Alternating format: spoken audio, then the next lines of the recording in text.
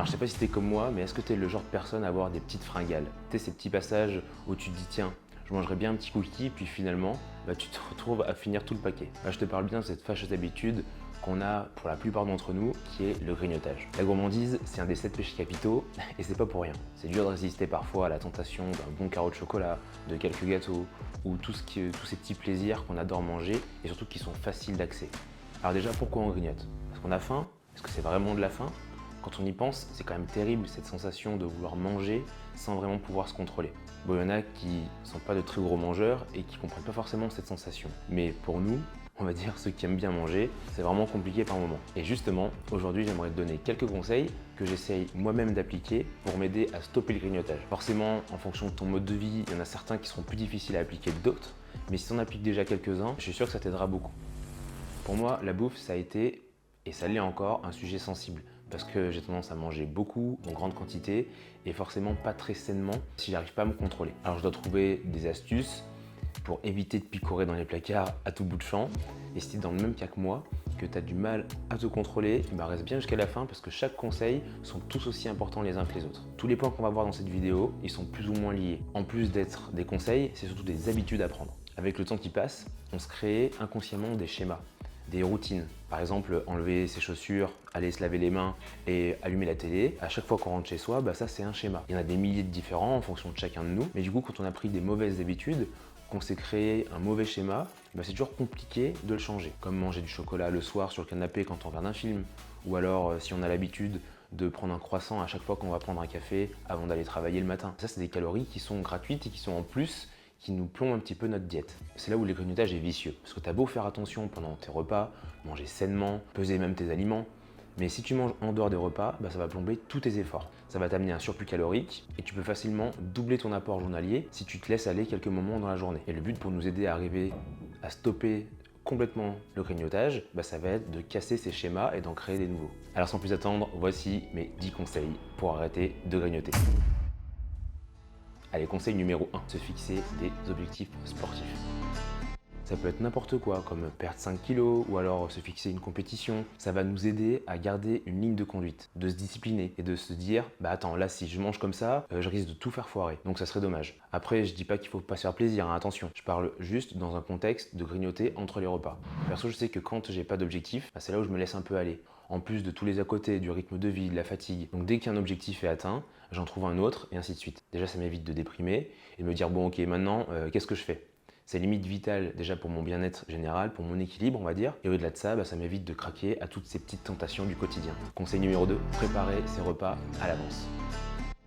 Le problème quand on rentre chez soi, le midi, le soir, qu'on a super faim, que c'est l'heure de manger et qu'il n'y a rien de prêt, c'est là où on a toutes les tentations du monde pour manger, tout ce qu'on n'y a pas besoin d'être préparé. Typiquement des gâteaux apéro, du pain, le fait de se préparer les plats en avance, c'est hyper important déjà quand on a des objectifs de perte de poids, parce qu'on est organisé, on contrôle notre alimentation et en plus on n'a pas à se poser la question quoi préparer, quoi manger, il n'y a pas de perte de temps, on n'est pas dans l'urgence, ça évite toute envie de fourrer son nez là où on ne devrait pas et du coup ça aide à pas grignoter. Allez, conseil numéro 3, manger à des heures régulières.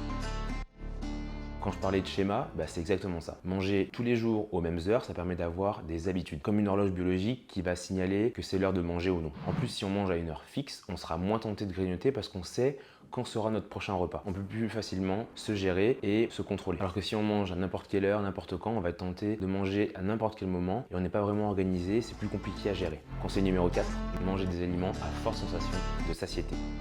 L'idée, c'est de manger aux heures des vrais repas de manière consistante. On va chercher à prendre des aliments faibles en calories qui calent bien pour éviter d'avoir des fringales le reste de la journée. Il y a plein d'aliments comme ça. Les brocolis, la famille des choux, les légumineuses, les haricots rouges, les lentilles, les viandes blanches comme le poulet. D'ailleurs, n'hésite pas à me demander en commentaire. Je peux faire une vidéo sur les aliments spéciaux perte de gras. Conseil numéro 5, faire une liste de courses. C'est primordial pour pas acheter tout et n'importe quoi. D'ailleurs, conseil dans le conseil, vaut mieux faire ses courses le ventre plein que le ventre vide. Quand on va faire ses courses en ayant faim, c'est dur de pas craquer et de résister pour prendre toutes les gourmandises qu'on adore. Alors que si tu fais tes courses le ventre plein avec une liste, tu mettras toutes tes chances de ton côté pour éviter d'acheter des choses qui seraient trop tentantes à grignoter dans la journée. Et ça nous amène au conseil numéro 6, c'est de mettre les aliments faciles à manger dans des endroits difficiles d'accès. Quand on fait nos courses, on achètera forcément toujours des aliments un peu plus faciles à manger que les autres. Des choses qu'on n'aura pas besoin de préparer préparer où on aura juste à se servir. C'est tout bête, mais du coup, si ta tablette de chocolat, tu la mets au fond du placard derrière toutes les boîtes de conserve, au lieu d'être posée sur le buffet juste devant toi, et ben tu seras beaucoup moins tenté de la manger. L'être humain, il aime bien la facilité, d'où le fait qu'on va préférer grignoter à se préparer des vrais repas, alors ça va te demander un effort supplémentaire d'aller la chercher. J'assure que ça aide à pas avoir les mains baladeuses dans son placard. Conseil numéro 7, ça va être de se brosser les dents après les repas. C'est un cheat code pour pas manger plus qu'on le devrait. Surtout le soir, quand on est habitué à manger son fameux chocolat devant le film ou toutes sortes de sucreries, le fait d'aller se brosser les dents, ça va couper la faim et ça va donner une sensation de satiété. On est d'accord que c'est quand même dégueulasse de manger juste après se brosser les dents avec le goût du dentifrice. Conseil numéro 8, boire de l'eau si on a faim. Boire de l'eau, ça va aider à trouver une sensation de satiété. C'est pas magique, ça va pas forcément couper la faim comme ça, mais ça remplira au moins un petit peu le ventre et on aura toujours une sensation de faim un peu moins importante. On passe au conseil numéro 9, s'occuper pour éviter l'ennui. L'ennui, ça amène à la faim. C'est terrible. Je le vois les week-ends à la maison, je suis beaucoup plus tenté d'aller dans la cuisine, jeter un œil, voir ce qui se passe, que le reste de la semaine où je suis occupé au boulot, faire du sport, etc. Il y a beaucoup plus de tentations quand on est à la maison et qu'on fait rien. Alors l'idée, c'est que dès qu'on commence à s'ennuyer ou sentir une petite faim arriver, eh ben on va essayer de se trouver une occupation. Sortir prendre l'air, bosser sur un projet ou aller faire du sport. Peu importe. Mais ce qu'il faut, c'est essayer de trouver une occupation pour plus penser à la faim, qui d'ailleurs n'en est sûrement pas une. Conseil numéro 10 maintenant, le dernier, ça va être de bien dormir.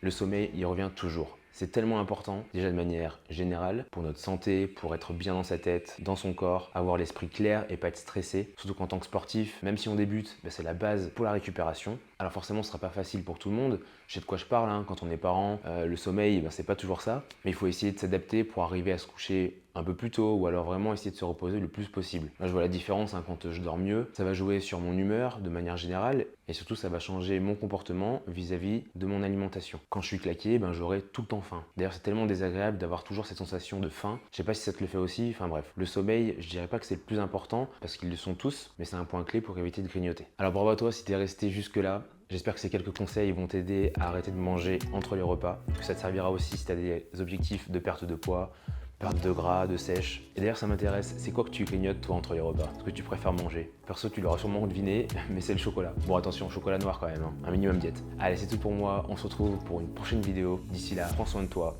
Allez, ciao ciao.